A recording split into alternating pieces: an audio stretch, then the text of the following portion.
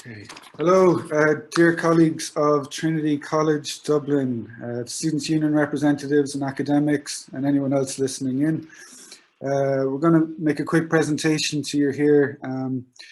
Just ask that you bear in mind that we're in a race against time. We probably could have spent a little bit more time polishing off this talk, but to spend any more time on it, we would have been doing so for vanity's sake. There are already lives being lost. So if you see a stumble or slip up or whatever, we ask you to cling to the substance of what we're saying and not the performance.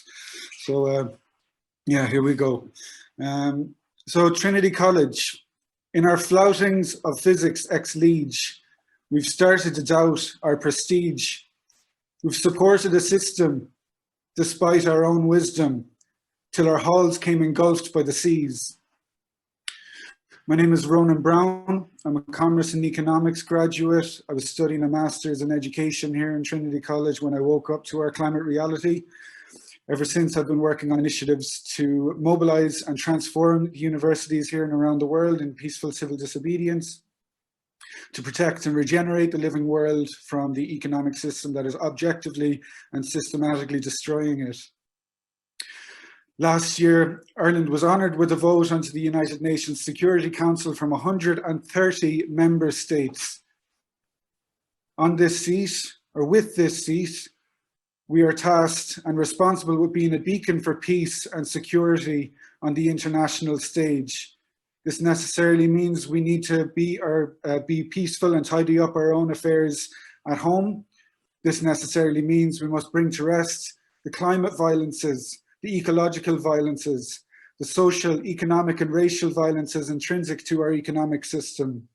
And this is exactly what our Mobilise Peace campaign intends to do. My colleagues and I acknowledge the failure of the academic enterprise to date and the profound complicity and responsibility, yet exciting potential of universities moving forward if they are to face well and truly our climate and ecological catastrophes. These catastrophes have been born from a train wreck of disproportionality over the last 3 or 4 decades. The train is careering, possibly only accelerating even off a cliff. Some of the carriages have already fallen off the cliff and crashed to their demise. Many other carriages are in a state of free fall and awaiting impact.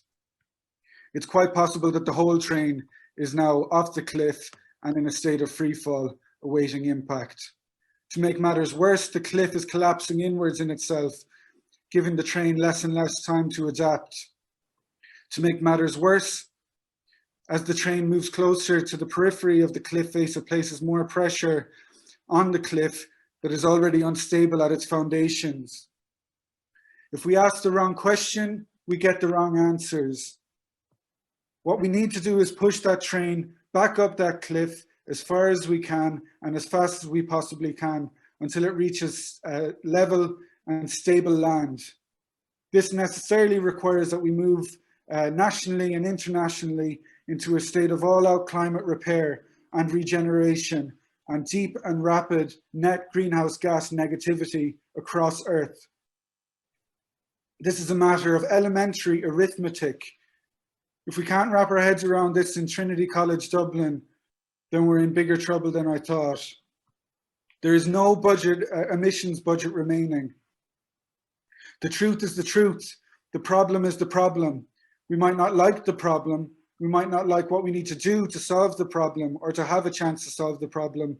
The problem itself might not be surmountable, but it is the problem nonetheless.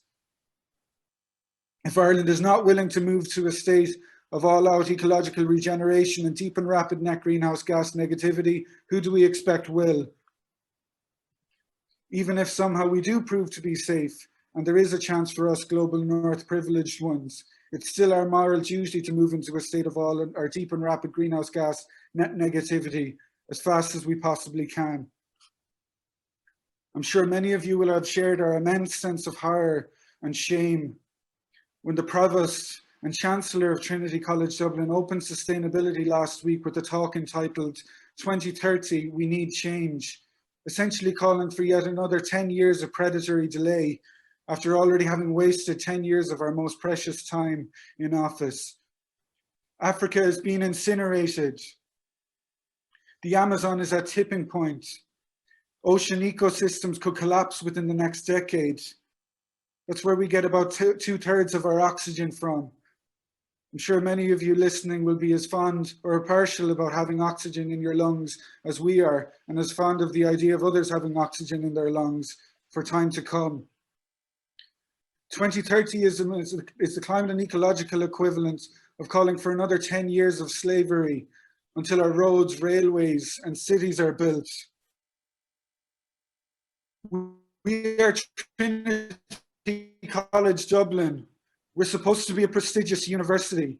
I'm sure I wasn't the only person watching that talk thinking, come on, is that the best our college can do?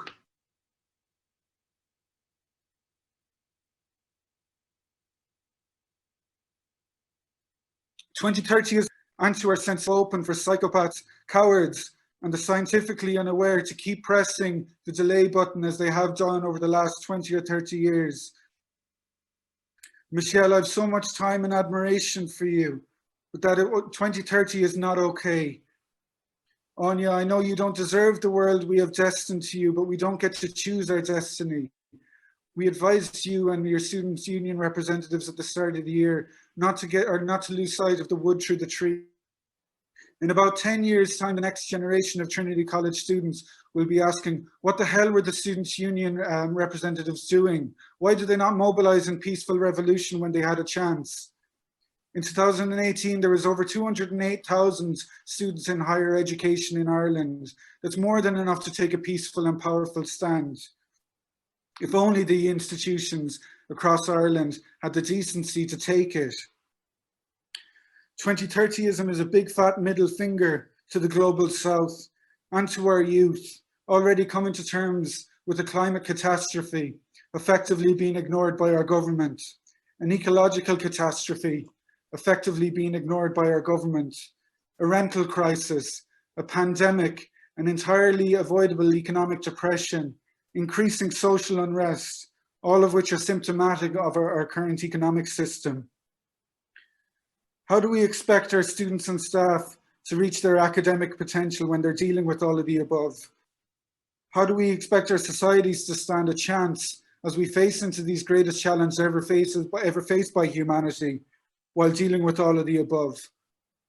On a personal level, as a student teacher, how do you expect me to go back on school placement and stand in front of a class of children between the ages of 12 and 17 and look them in the eye when the management of our university is calling for another 10 years of climate and ecological violences against them and of the children of Earth in general? I can only imagine how demoralizing it must be for already grieving students and staff after having our senior management come out with the 2030 Time for Game Change talk to open our Sustainability Week. Particularly for those increasingly plentiful amongst us who are aware of the list of economic alternatives available that can allow us to move much fairer and much faster on climate, and are incidentally much more feasible. To paraphrase a recent letter written by over 100 Trinity academics, in which they quoted Sir David Attenborough, said something along the lines of, for climate and ecology, we cannot be radical enough. I appreciate the sentiment of this, but we have to stop othering those normalizing proportionality as radical. And even still, the brand for radicalism or radicalists and extremists rests without question upon those who advocate for disproportionality, business as usual, or the likes of 2030ism. If we're not serious about system change because our system can't functionally do what we need it to do, you're not serious about our climate and ecological catastrophes. If you're not serious about a peaceful revolution across Earth because the system has proven it doesn't intend to do what needs to be done, then you are not serious about our climate and ecological catastrophes. If you are not serious about peaceful civil disobedience across Earth, you are not serious about our climate and ecological catastrophes. I quote Mary Robinson in a letter last year in the Irish Times, in which she was quoted saying about Extinction Rebellion, what Extinction Rebellion are essentially trying to do is disrupt. And the truth is we need disruption. In another article in The Independent, she was quoted in saying, "I see no significant move on the part of emitters to change. So now I feel it's time for disruption, and disruption takes many forms.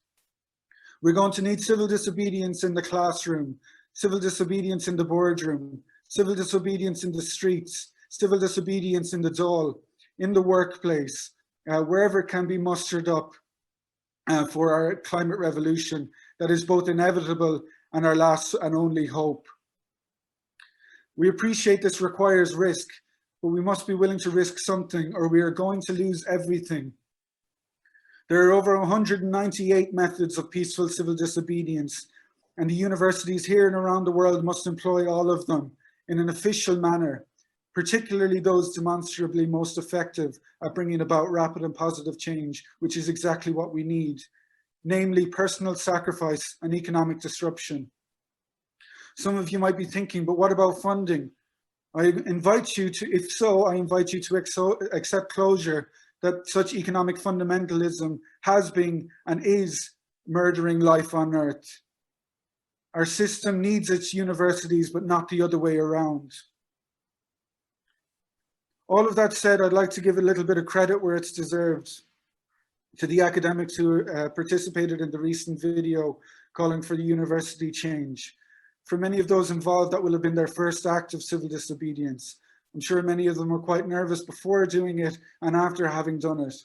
But I'm also quite confident that many of them will have felt a bodily certainty that what they were doing is the right thing to do. And I'm sure many of them will experience a sense of bodily joy and excitement from having done so. This is your body rewarding you for being a good person, for setting aside your own personal wants or fear of personal reproach, for doing things that have a chance of reducing greater harm and producing greater happiness. This is what it means to be a good person. You should feel like this every day. Unfortunately, this economic system forces us into doing into doing horrible things on a daily basis by fatal flaw within its design. Thankfully, there are other economic systems that allow us to support each other, that allow us to help each other and do the right thing. Ultimately, it's these acts of peaceful civil disobedience, these acts of selflessness that touch other people's hearts and inspire and encourage them to do the same within their own spheres.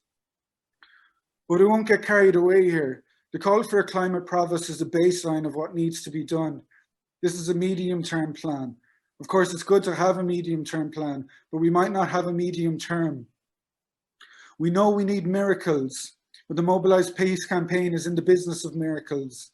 But we are going to need your help, just as you are going to need ours. My name is India Ryan, and I'm a junior fresh environmental science student.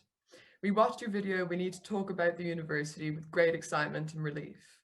I feel encouraged to find that other Trinity members are on the same page as us. As a natural science student, I often feel overwhelmed by the depths of the biodiversity and climate crisis. However, these feelings are not often discussed. However, from your video, I feel inspired and I look forward with optimism to see what we can do. It is clear from your video that you all acknowledge the urgency of the brutal global climate and ecological catastrophes we are facing. The window available to bring meaningful and compassionate change is rapidly slamming shut. There is no room nor time for energies to be wasted through gradualist or reformist education alone. The Provost also said in the Green Week 2021 launch, people ask, how much can universities do? And is it even the job of universities? Some people would answer, not much and no. We answer, a lot, and yes, it is our job. Mobilise Peace is campaigning for Trinity College Dublin to hold an emergency academic assembly on the role of the university in unfolding climate and ecological catastrophes moving forward. The assembly must be modelled on a citizens' assembly with students, staff, and the wider citizenry being selected by sortition from both the college and wider population.